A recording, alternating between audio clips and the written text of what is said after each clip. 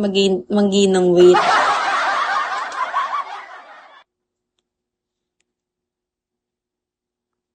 Anthony Carlos. Pili ko nga overweight yun sa 6 na, ay sa 5'4" eh. Search ko ulit. Sobrang conscious ko yata sa timbang ko, no? Ako lang ba? Baka may eating disorder na ako. 152.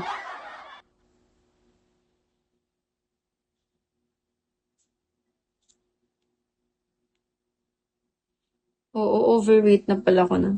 Overweight na yung 69 kilos sa 5'4". Ngayon, 21 ang BMI ko. Goal ko pa mag-19. Chumi! Pero typically, typically, yung mga conscious sa ganyan, mga babae lang naman eh. Wala pa akong kilalang lalaki na conscious siya sa weight niya. Wala pa akong nakitang ganun. Baka meron. Siyempre, imposibleng wala. Pero wala pa akong na-meet na parang ayaw niya kumain, diet siya, ganun. Madami akong nakita mga lalaki, mga nag-gym, kasi yung kuya ko nag-gym. Pero wala naman sa kanya kung tataba siya o hindi. Kung tataas yung timbang niya o hindi. Hindi masarap yung buka. Limey. Uy, kumain na kayo? Alam niyo ba, 15 minutes ako dito, wala akong kausap. Siguro hindi lang. Siguro mga 20 minutes ako walang kausap dito.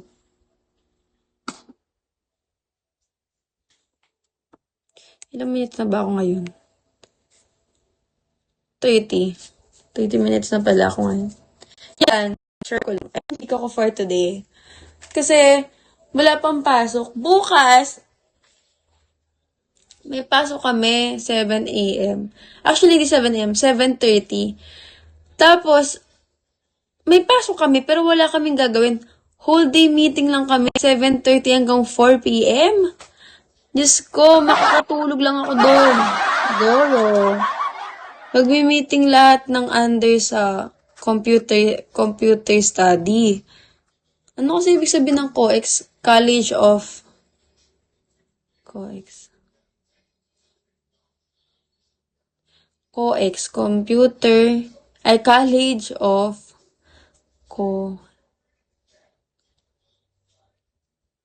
Basta ganun. Lahat ng mga mga under connected sa computer, IT, mga IT, mga computer engineering, ano pa? Yan lang alam ko. Rumelo, Dilo. Yob, thank you. Nafa-flatter nga ako pag sinasabi nilang, uy, pumayat ka. Talagang namamotivate ako mas lalong hindi kumain. Charis. Baka mamatay ka naman. Uy, kumain na kayo? Toji, kumain ka na? Ikaw, Yob. Big boy. Anong ulam mo, Sob? Tatanong ko yung ulam niyo para may idea ko ng ulamin ko bukas.